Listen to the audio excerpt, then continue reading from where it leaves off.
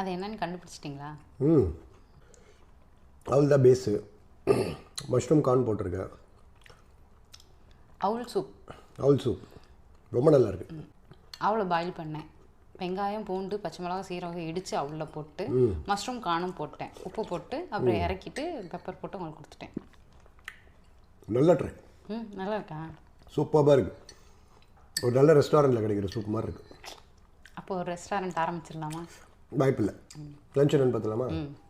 இல்லை சிக்பி அது மீதி இருந்துச்சு வச்சுட்டேன். இது சொரக்காய் பொரியல், பாவக்காய் துவையல். துவையலா?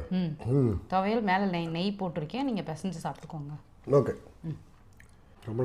ரொம்ப நாளில் ஒரு வருஷத்துக்கு அப்புறம் துபாயில் வந்து நீ அரைச்சி இட்லி ஊற்றிருக்கேன். இட்லி ஊற்றினேன், பட் அந்த ஐடியில் ஊற்றினேன்.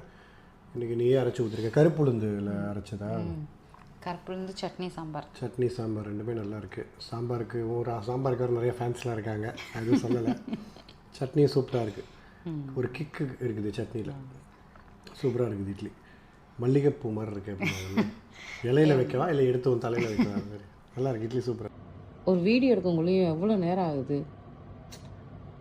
சாப்பிட்டு முடித்தேன், டக்குன்னு கால் வந்துருச்சு. அதுக்கப்புறம் அந்த கால் முடிகிறதுக்கு லேட் ஆகிடுச்சு. இப்போ அதான் பெட்டுக்கு வந்தாச்சு, தூக்கம் சொல்லுவது.